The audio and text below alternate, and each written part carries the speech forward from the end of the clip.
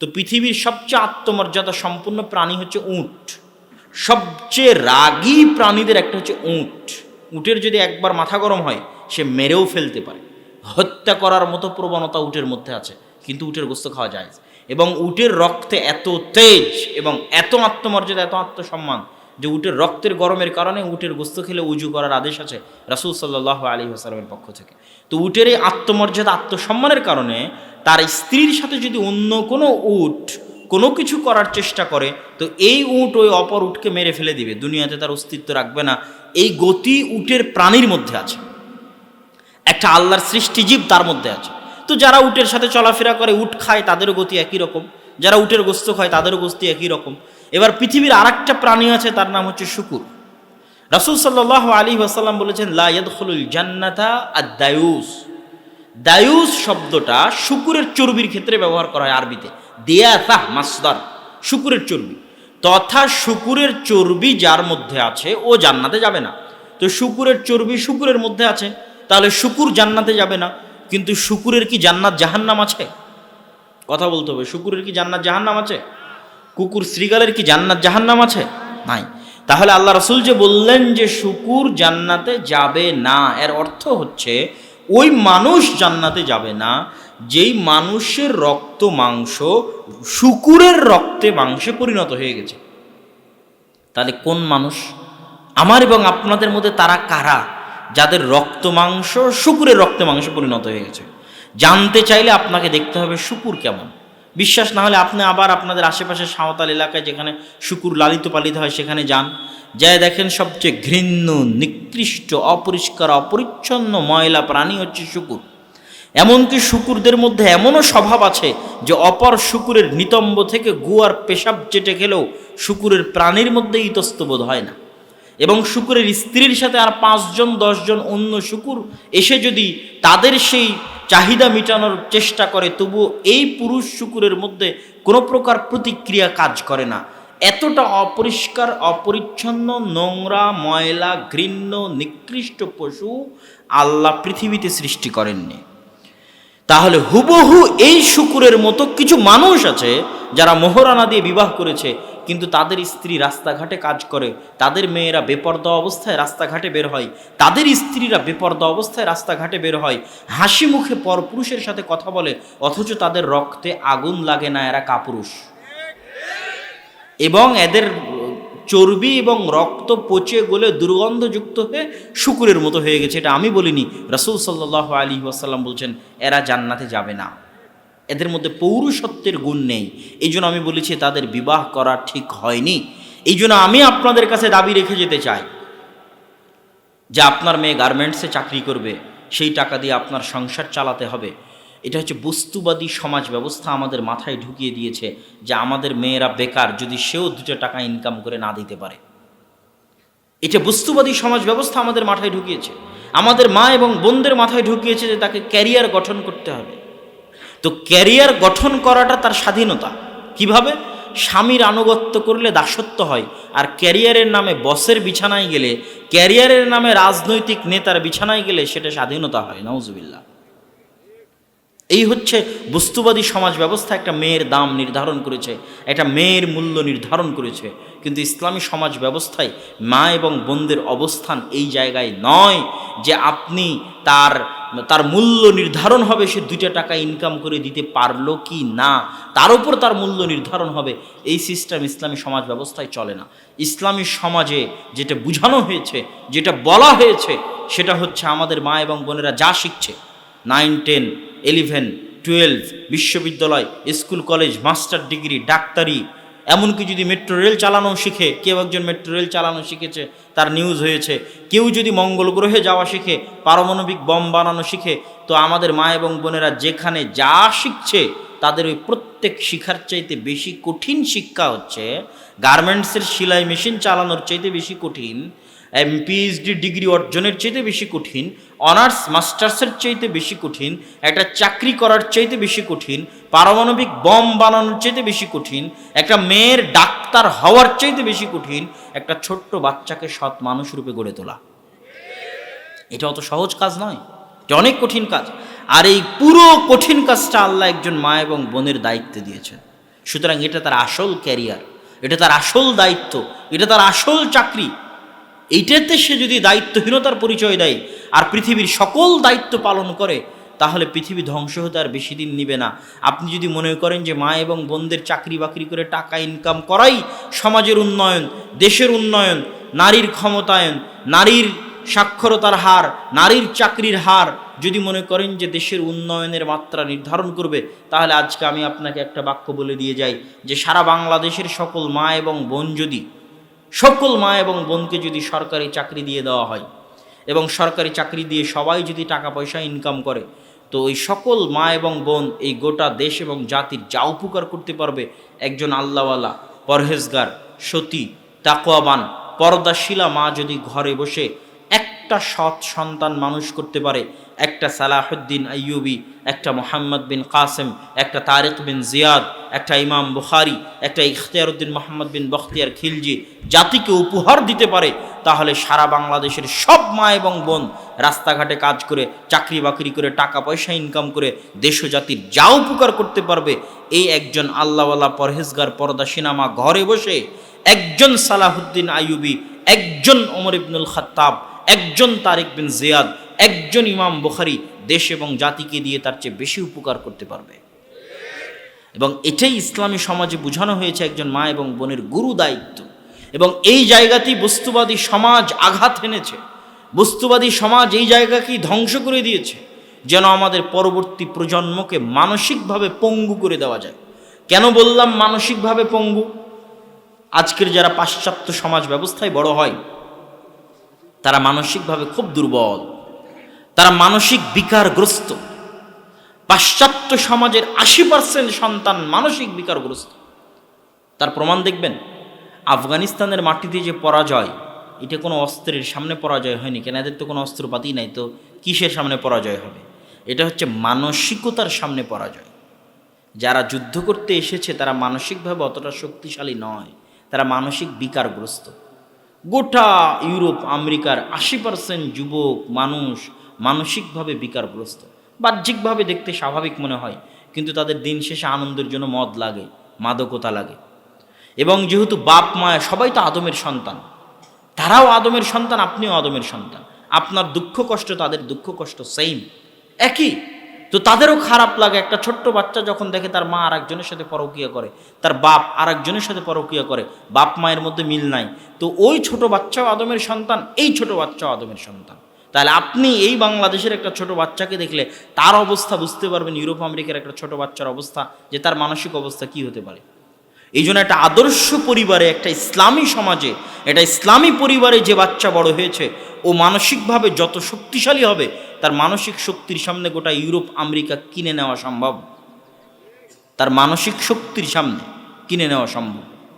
এটা আমি বাস্তবে অনুভব করে দেখে আপনাদের সামনে বলছি, সম্মানিত উপস্থিতি। তাহলে ইসলামী সমাজ ব্যবস্থায় মা এবং বোনদের অবস্থানটা কোথায়, আর বস্তুবাদী সমাজ ব্যবস্থায় মা এবং বোনদেরকে কোথায় নামিয়ে আনা হয়েছে, তার সংক্ষিপ্ত বিবরণ আপনাদের সামনে পেশ করার পর এবার চলেন ইসলামী সমাজের তৃতীয় গুরুত্বপূর্ণ এলিমেন্ট, আমাদের যুবক ভাইয়েরা যারা এখানে বসে আছে। বাপ মায়ের পর্ব শেষ, স্ত্রী কন্যার পর্ব শেষ, এবার যুবকদের পর্ব দিয়ে ইসলামী সমাজ ব্যবস্থার এই বক্তব্যের শেষের দিকে চলে যাব ইনশাআল্লাহ। যুবকদের উদ্দেশ্যে কি বলতে চাই? যুবকদের উদ্দেশ্যে যেটা বলার সেটা হচ্ছে, আজকে 57টা মুসলমানদের দেশ, তারা দাবি করে তারা স্বাধীন, কিন্তু আমি দাবি করি একটা মুসলিম দেশও স্বাধীন নয়। এরা নাম কাওয়াস্তে রাজনৈতিকভাবে স্বাধীনতা অর্জন করেছে। কারো অর্থনৈতিক স্বাধীনতা নাই, কারো জ্ঞান বিজ্ঞানের স্বাধীনতা নাই। এই দুই স্বাধীনতার কারণে এরা সব নত, তথা প্রকৃত স্বাধীনতার স্বাদ ভোগ করতে পারে না। দুইটা স্বাধীনতা না থাকার কারণে, এক অর্থনৈতিক স্বাধীনতা, দুই জ্ঞান বিজ্ঞান ও প্রযুক্তিতে স্বাধীনতা না থাকা। জ্ঞান বিজ্ঞান ও প্রযুক্তির পরাধীনতা আপনাকে দেখায়। আজকের যারা উন্নত বিশ্ব তারা হচ্ছে ফার্স্ট ওয়ার্ল্ড কান্ট্রি, আর আজকের আমরা হচ্ছে থার্ড ওয়ার্ল্ড কান্ট্রি, তৃতীয় বিশ্ব। গরিব দেশ বাংলাদেশ, শ্রীলঙ্কা, পাকিস্তান, আমরা থার্ড ওয়ার্ল্ড কান্ট্রি। তো উন্নত বিশ্বের দেশগুলো আমাদের চাইতে জ্ঞান বিজ্ঞানে 50 এবং 100 বছর এগিয়ে আছে। তাদের কাছে 50 এবং 100 বছর অগ্রিম জ্ঞান বিজ্ঞান আছে যা তারা এখনো পৃথিবীতে ছাড়েনি, রিলিজ করেনি, কিন্তু তাদের কাছে আছে। সময়ে সময়ে তারা রিলিজ করবে। আর আপনি যদি বলেন যে আমি গোটা বাংলাদেশ বিক্রি করে দেবো, তোমার কাছে যা জ্ঞান গরিমা আছে আমার কিছু বিজ্ঞানীকে শিখাও, কোশ্চেন কালেও শিখাবে না। কেন? এইটা দিয়ে তারা গোটা পৃথিবীর উপর আধিপত্য বিরাজ করে রেখেছে, এক জ্ঞান বিজ্ঞান দিয়ে। এক জ্ঞান বিজ্ঞানের দাসত্বের একটা নমুনা আপনাকে দিই। একটা মুসলিম রাষ্ট্র উন্নত বিশ্বের কাছ থেকে একটা জেট ফাইটার বিমান ক্রয় করেছে। আচ্ছা, একরামুল নামে কারো স্বামীর স্ত্রী মহিলা প্যান্ডেলে অসুস্থ, আপনি একটু অবশ্যই যাবেন জরুরি ভিত্তিতে মহিলা প্যান্ডেলে। একরামুল তো একটা জেট ফাইটার বিমান কিনেছে একটা মুসলিম দেশ। তো ওই উন্নত বিশ্ব বলছে যে তুমি এটা কিনে নিয়ে গেছো ভালো কথা, যদি নষ্ট হয়, নষ্ট হয়ে গেলে আবার আমার কাছে পাঠাবা, আবার নতুন করে বিল দিবা, পয়সা দিবা, টাকা দিবা, আমি আবার নতুন করে তোমার মেশিন ঠিক করে দিব, আবার তোমার কাছে পাঠাবো। কিন্তু এটা নষ্ট হলে কেমনে ঠিক করে এই জিনিস তোমাকে শিখাবো না। কি বুঝলেন? কথা মনে বুঝাতে পারিনি আমি উত্তর শুনতে যাচ্ছি, কথা কি বুঝতে পেরেছেন? এই মাইক আপনার কাছে বিক্রি করেছি, বিক্রি করার পর বলেছি মাইক যদি নষ্ট হয় কেমনে ঠিক করতে হয় তা শিখাবো না, আবার আমার কাছে আসিও, আবার নতুন করে টাকা দিও, আমি আবার মাইক ঠিক করে তোমাকে দিয়ে দেবো। তো তোমার কাছে যুদ্ধ বিমান বিক্রি করলাম, কেমনে ঠিক করতে হয় জানাবো না, নষ্ট হলে আমার কাছে আসবা, আবার টাকা দিবা, টাকা দিয়ে কিনেছো, আবার টাকা দিয়ে ঠিক করে নিয়ে যাবা। এর নাম হচ্ছে জ্ঞান বিজ্ঞানের দাসত্ব। তারা 50-100 বছর এগিয়ে। আর আপনি যে গোলাম দাস, এটা বোঝার জন্য দুটো উপায়।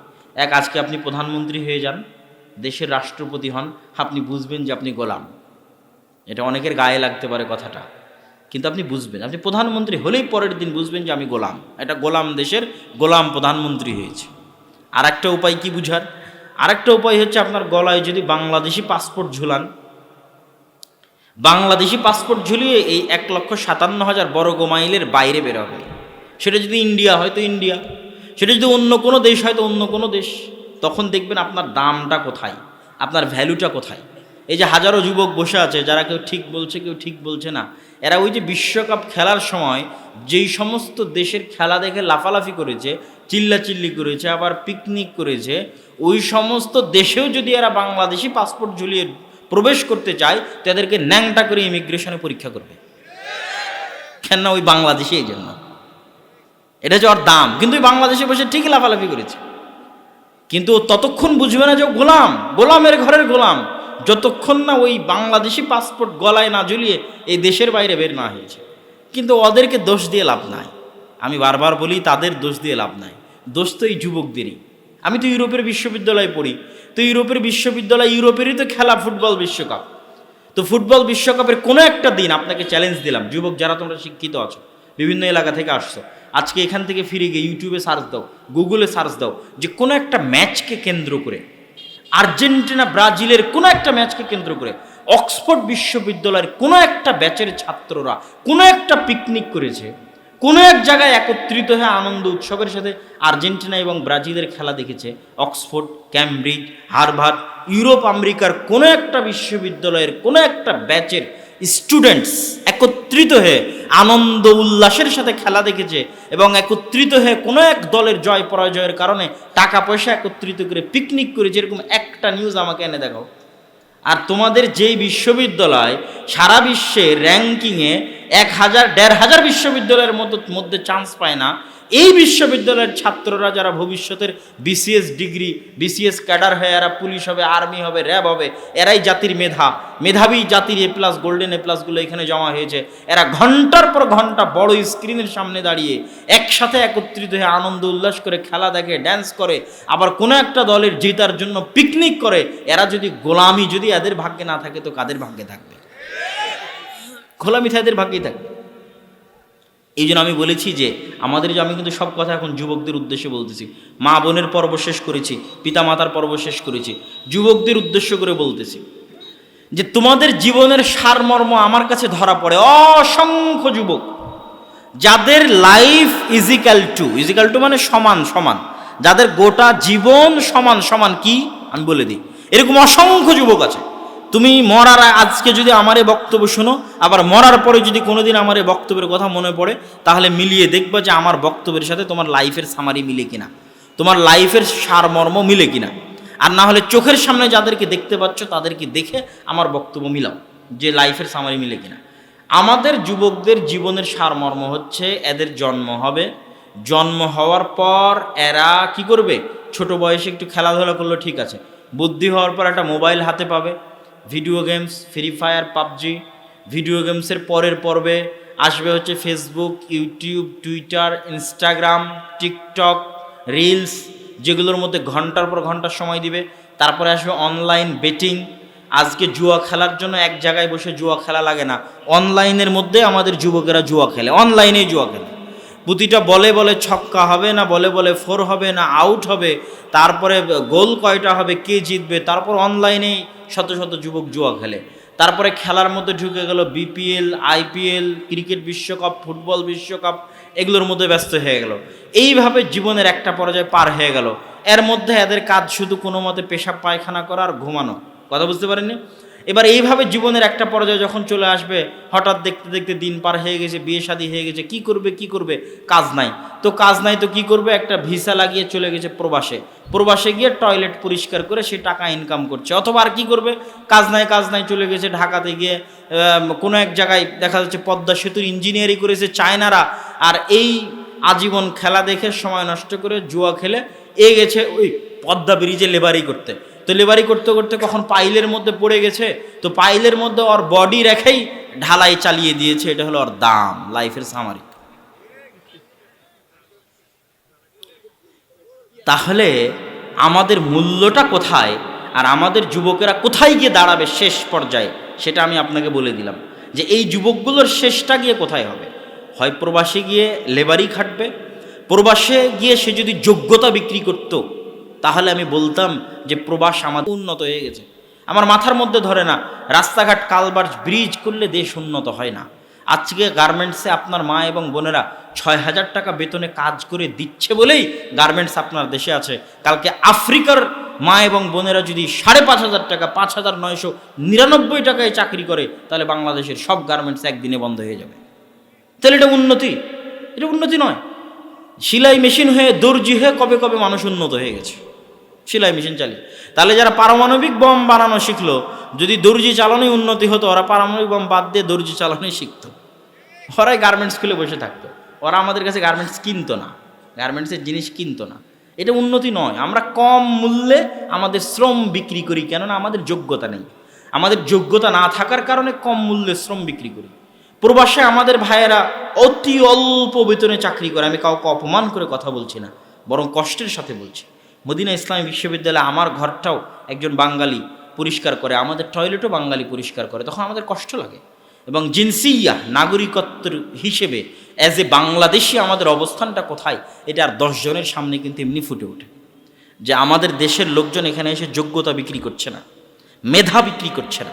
জাস্ট একটা টয়লেটে একটা ক্লিন হ্যান্ড হাতে নিয়ে পরিষ্কার করার বিনিময়ে অতি স্বল্প মূল্যের বেতনটা দেশে পাঠাচ্ছে। এই হচ্ছে আমাদের দেশের যুবকদের সামাজিক অবস্থা। এর কারণ কি? এর কারণ এই যে বললাম, কি করতেছে আমাদের যুবকেরা, এটা আপনি চোখের সামনে দেখতে পাচ্ছেন। অতএব হে যুবক, তোমাদের উদ্দেশ্যে আমি বলতে চাই যে তোমাদের জীবনের বাস্তবতা এবং হাকিকাত কি, এটা জানার চেষ্টা করো। প্রোডাক্টিভিটি, উৎপাদন ক্ষমতা। আপনি কি মনে করেন এখানে যতজন বসে আছে এরা অন্য গ্রহ থেকে আসছে? আর যারা চন্দ্রে গেছে, মঙ্গলে গেছে, পারমাণবিক বোমা আবিষ্কার করেছে, উন্নত হয়েছে, ওরা অন্য গ্রহ থেকে আসছে? ওরা আদমের সন্তান আর আমরা আদমের সন্তান নই? একই। ওদের যা মেধা আছে এদেরও তা মেধা আছে। এখানে অসংখ্য যুবক বসে আছে, এরাও পারমাণবিক বোমা বানাতে পারবে, এরাও জ্ঞান গবেষণা করে অনেক উন্নত হতে পারবে পারবে। এদেরও মেধার মধ্যে ওই শক্তি আছে। ঢাকা বিশ্ববিদ্যালয় স্ক্রিনের সামনে যারা খেলা দেখছে, ওদের মেধায় ওই শক্তি আছে। কিন্তু ওই মেধা কাজে লাগালে তো, ওই মেধা তো রাজনীতির মধ্যে নষ্ট হয়ে গেছে, আর এই মোবাইলের মধ্যে নষ্ট হয়ে গেছে, বিনোদনের মধ্যে নষ্ট হয়ে গেছে, জুয়ার মধ্যে নষ্ট হয়ে গেছে, মাদকতার মধ্যে নষ্ট হয়ে গেছে। ওই মেধার তো কোনো প্রোডাক্ট নেই, কোনো প্রোডাক্টিভিটি নেই, কোনো উৎপাদন ক্ষমতা নেই, নষ্ট, অকেজো। এটা নষ্ট হওয়া মেশিন যেমন ডাস্টবিনে ফেলে দেওয়া যায়, তাদের মেধা ওরকম নষ্ট, অকেজো হয়ে গেছে, ডাস্টবিনে ফেলে দেওয়া যাবে। সম্মানিত উপস্থিতি, অতএব যুবকদের উদ্দেশ্যে, মা এবং বোনদের উদ্দেশ্যে, পিতা এবং মাতার উদ্দেশ্যে আজকের ইসলামী সমাজ ব্যবস্থা এবং বস্তুবাদী সমাজ ব্যবস্থার বক্তব্যের এই পর্যায়ে এসে আর একটা জরুরি কথা, যেটা না শুনে কেউ যাবেন না। আপনাদের এই উত্তরবঙ্গে যেমন মাদ্রাসা শিক্ষার অভাব, বড় মাদ্রাসা নেই। বগুড়া জামিল মাদ্রাসা অতিক্রম করার পর বড় কোনো হানাফিদের মাদ্রাসাও নেই। আহলে হাদিস মাদ্রাসা বহু দূরের কথা, দুই একটা অল্প স্বল্প আছে। তার পাশাপাশি আর একটা বড় সমস্যা হচ্ছে, যে দুই একটা মক্তব চলতো, এই মক্তবগুলো বিভিন্ন কারণে গোটা রংপুর বিভাগে বন্ধ হয়ে গেছে, নাই। এবং এই মক্তবগুলো উঠে যাওয়ার কারণে ব্রাক স্কুল, তারপরে প্রশিকায়, তারপরে হচ্ছে এই কাদিয়ানি, তারপরে হচ্ছে খ্রিস্টান মিশনারি, এদের পাল্লায় পড়ে যায়। দেখেন কুড়িগ্রামের চরে, লালমনিরহাটের চরে, পঞ্চগড়ে অসংখ্য কাদিয়ানি, অসংখ্য মুসলমান খ্রিস্টান হয়ে গেছে। কেন? এগুলো একটা মসজিদে মক্তব চলে না, কেউ কোরআন জানে না। সর্বনিম্ন শিক্ষা অন্তত কোরআনটা তো জানতে হবে। সর্বনিম্ন মুসলমান বলে দাবি করতে হলে অন্তত কি জানতে হবে? কোরআন জানতে হবে।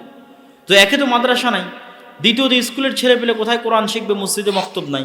তাহলে ব্রাক যদি সারা বাংলাদেশে 25 থেকে 30,000 স্কুল চালায়, এদের নিজস্ব কোনো জমি নাই, ভাঙ্গা বেড়া ভাঙ্গা টিন অন্যের জমি ভাড়া করে নিয়ে চালায়।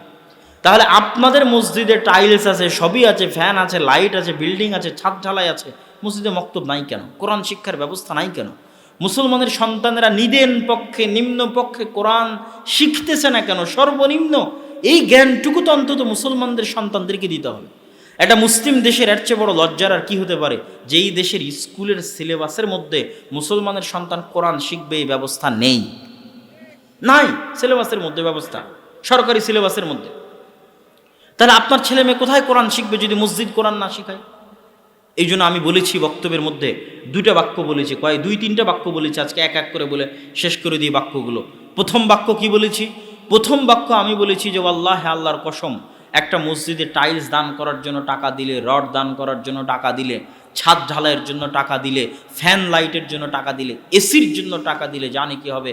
একটা ভাঙ্গা বেড়া ভাঙ্গা টিনের মসজিদে কোরআনের একটা অক্ষর আলিফ শিখানোর জন্য দান করলে তার চেয়ে বেশি নেকি হবে ইনশাআল্লাহ, তার চেয়ে বেশি নেকি হবে। দুই, কি বলেছি আমি? এটা বলেছি যেই মসজিদ কমিটি মক্তব চালাতে পারে না, ওই মসজিদ কমিটিকে 24 ঘন্টার মধ্যে পদত্যাগ করতে হবে, মক্তব চালাতেই হবে। তিন, কি বলেছি? ভিক্ষা করে হলেও, না খেয়ে থেকে হলেও, ক্ষুধার্ত থেকে হলেও মসজিদে মক্তব চালু করতে হবে, প্রত্যেকটা মসজিদে। আপনার মসজিদে থাকলে আর একটা মসজিদে কেন নাই খোঁজ নিতে হবে। আপনার মসজিদে থাকলে গ্রামের সব বাচ্চা মসজিদে কোরআন শিখতে আসে কিনা এটা নিশ্চিত করতে হবে। মসজিদকে প্রোডাক্টিভ হতে হবে, মসজিদের জায়গা দখল করে রাখবেন, ছাদ দিয়ে খালি 5 ওয়াক্ত সালাত আদায় করে টাইলস আলা সুন্দর মসজিদ বাসর ঘরের মতো সাজিয়ে রেখেছেন। নামাজ শেষ, মসজিদে তালা, রমজান মাসে ফেতরার চাউল বন্টন করলেন, কুরবানিতে গোস্ত বন্টন করলেন, এই কি মসজিদের কাজ শেষ? আপনি কি মনে করেন এটাই মসজিদের কাজ শেষ? মসজিদকে প্রোডাক্টিভ হতে হবে। মসজিদের অসংখ্য অগণিত কাজ আছে, সমাজে প্রভাব বিস্তার করতে হবে মসজিদকে। তার সর্বনিম্ন কাজ হচ্ছে মসজিদে অন্তত কি থাকতে হবে? জোরে বলেন, কি থাকতে হবে? মক্তব থাকতে হবে। এই জন্য দাওয়া ইলাল্লাহ আপনাদের রংপুর বিভাগে 150টা মক্তব চালায় নিজ খরচে, জামিয়া সালাফিয়া ডাঙ্গিপাড়া পবা রাজশাহী থেকে। এবং আগামী রমজানে আরও 100টা মক্তব চালু হবে ইনশাআল্লাহ। আর দিনাজপুর আল জামিয়া সালাফিয়া আপনাদের এখান থেকে পাশেই। কত ফেব্রুয়ারিতে সালাফি কনফারেন্স আছে বলেন তো? 3 ফেব্রুয়ারিতে কোথায় সালাফি কনফারেন্স আছে?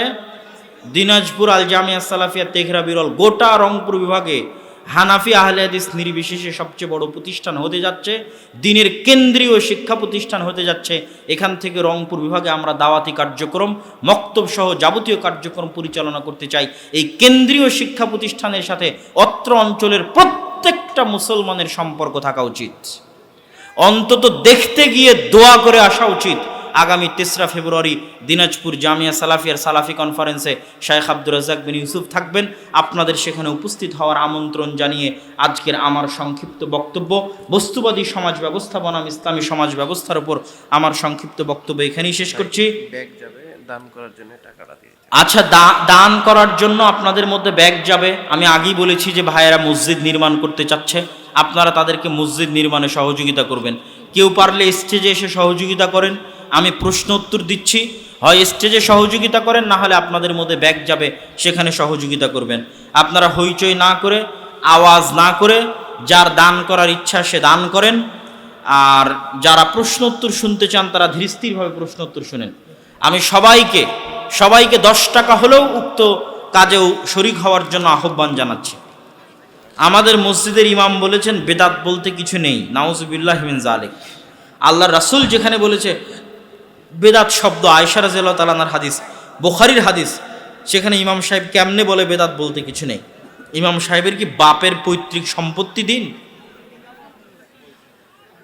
মেয়েরা হাইজ অবস্থায় কোরআন পড়তে পারবে কি? এটা একটা বিতর্কিত মাসালা। কেউ কেউ বলেছে পড়তে পারবে, কেউ কেউ বলেছে পড়তে পারবে না। যারা বলেছে পড়তে পারবে তাদের দলিল কি? তাদের দলিল হচ্ছে মুমিন কোনো সময় অপবিত্র, প্রকৃত অর্থে অপবিত্র হয় না। একমাত্র যারা মুশরিক কাফের তারা প্রকৃত অর্থে অপবিত্র। ইন্নাল মুমিনুনা লা ইয়ানজাস, মুমিনরা কোনো সময় মসজিদের জন্য এখানে দেয়। আপনারা বসেন বসেন, অধৈর্য হয়ে গেলেন কেন? বসেন। জি, আপনারা সবাই ঠান্ডা মাথায় মসজিদের এই যে স্টেজের সামনে এসে হোক, আপনাদের মাধ্যমে এগেলে হোক, দানে অংশগ্রহণ করবেন। তো মুমিনরা কোনো সময় অপবিত্র হয় না। আর রাসূল সাল্লাল্লাহু আলাইহি ওয়াসাল্লাম আয়েশা রাদিয়াল্লাহু তাআলা আনহাকে বলেছেন যে তোমার হাতে অপবিত্রতা নেই, তুমি যে হায়েজ অবস্থায় আছো, এটা এই অপবিত্রতা তো তোমার হাতে লেগে নেই। এটা রাসূল সাল্লাল্লাহু আলাইহি ওয়াসাল্লাম আয়েশা রাদিয়াল্লাহু তাআলা আনহাকে বলেছেন। এশার সালাতের পরে বক্তব্য দেওয়া যাবে কি? এর সত্যতা জানতে চাই। এশার সালাতের পরে অপ্রয়োজনীয় কথা বলা নিষিদ্ধ, তবে প্রয়োজনীয় কথা হলে বলা যাবে। তার মধ্যে দিনের দাওয়াতি কাজ যদি প্রয়োজনীয় মনে করা হয় অবশ্যই বলা যাবে। শ্বশুরকে বাবা বলে ডাকা যাবে কি? সম্মানার্থে বাবা বলে ডাকা যাবে, তবে প্রকৃত বাবা বলা যাবে না, তথা কাগজে কলমে সকল জায়গায় প্রকৃত বাবা বলার অপশন নেই। শায়েখ, আমার প্রশ্ন হচ্ছে কবরস্থান কি ইট দিয়ে বাধাই করা যাবে? কবরস্থানের সীমানা নির্ধারণ করা যেতে পারে, কিন্তু নির্দিষ্ট কবর ইট দিয়ে বাধাই করা যাবে না। কিন্তু একটা বিশাল কবরস্থানের জমির সীমানা নির্ধারণ করা যেতে পারে, তবে নির্দিষ্ট কবর ইট দিয়ে বাধাই করা যাবে না। পৃথিবীতে সালাতে সালাম ফিরার বাক্য শিরিক থেকে বাঁচার দোয়া পড়া যাবে কি? সালাম ফিরার পূর্বে দুনিয়ার সকল দোয়া পড়া যাবে, যা কোরআন এবং হাদিস দ্বারা প্রমাণিত। সালাতে দোয়া মাসুরা না পড়ে আত্তাহিয়াতু দরুদ ইব্রাহিম পড়ে সালাম ফিরলে সালাত হবে কি? আত্তাহিয়াতু এবং দরুদ হচ্ছে জরুরি, আর মাসুরা হচ্ছে অন্য দোয়ার মতো একটি দোয়া, সুতরাং না পড়ে সালাম ফিরলেও সালাত হবে, কোনো সমস্যা নেই। আয়াতুল কুরসি সুন্নাত নামাজে পড়া যাবে কি? সুন্নাত ফরজ সকল নামাজে আয়াতুল কুরসি পড়া যাবে, কেন আয়াতুল কুরসি কোরআনের একটি আয়াত। বিতির নামাজের পরে তাহাজ্জুদ পড়া যাবে কি? জি না, বিতিরই হচ্ছে রাতের শেষ সালাত। যতদূর জানি ফসলের ওসর সেচের পানিতে 20 ভাগের 1 ভাগ, আল্লাহর পানিতে 10 ভাগের 1 ভাগ।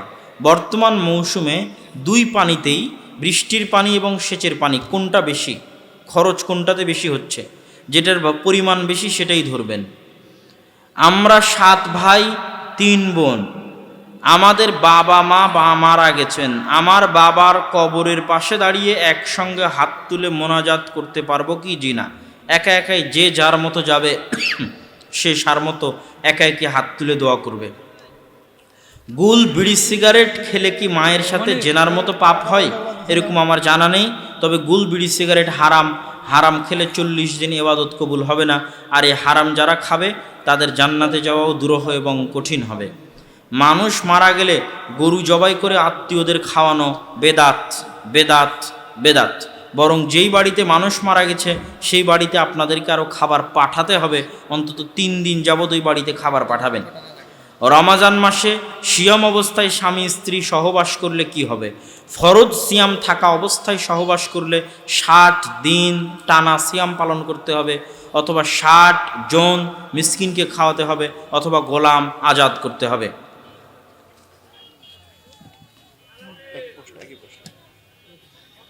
জৌনপুরি, আচ্ছা, কারো নাম বলতে হয় না, কোনো সময় বলবেন যে জৈনক বক্তা বলেছেন অমুক কাফের। কেউ যদি কাউকে কাফের বলে আর তিনি যদি কাফের না হন, তাহলে যে কাফের ফতোয়া দিবে সেই কাফের হয়ে যাবে।